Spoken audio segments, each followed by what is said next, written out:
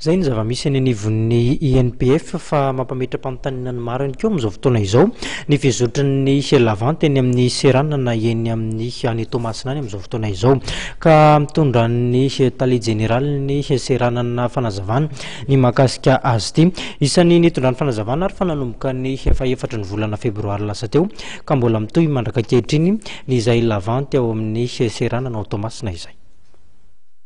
Miisa 300 ireo contenera atao lavante ao amin'ny Serana Atsamboly Toamasina ary nanomboka tamin'ny faha-efatra ny volana febroary teo no niandohany izany ary mbola mitohy hatramin'izao raha ny fanamariana izay noentin'ny tale général ny fahadiseranana.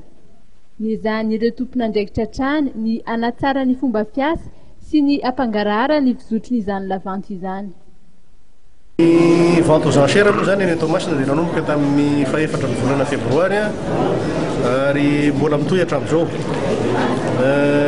Tsara fantarina fa ny entana izay tonga ao amin'ny seranana dia atao mise en dépôt, zay no anarany atao mise en dépôt izy rehefa nipetraka 12 andro atao amin'ilay seranana. 9 andro aorinan'izay zany no azo atao lavante. Dikan'izay zany aorinan'ny 7 andro izy no azo atao an'izay lavante zay.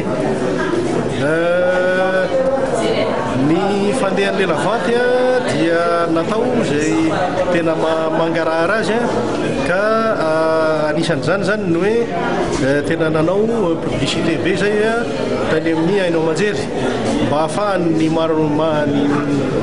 olona maro zany mba mandeha manaraka ny lavante io dia arakaraka ny fahafahan'ny vidiny dia afaka mividy. Ny zavatra anankiray koa dia napetraka ny fepetra hoe tsy maintsy eo daholo ireo zay tokony ahazo bénéficiaire ny produit lavante reny. Ao anatin'io zany ny MITPSN, ny SMMC, ny chambre de commerce, ny douane. Dia mazava ho azy moa zany fa ny commissaire priseur no manao ny lavante. Raha ny fanamby ny fahadiseranana amin'ny titoana ity no resahana dia ny fanavaozana izany na ny innovation. Atsarana trany araky ny voalazan'ny tale général ny ladoany, ny teknôlôjia ampiasaina, ny fomba fiasa sy ny fifandraisana eo amin'ny sehatra tsy miankina mba hampandroso ny fahadiseranana malagasy.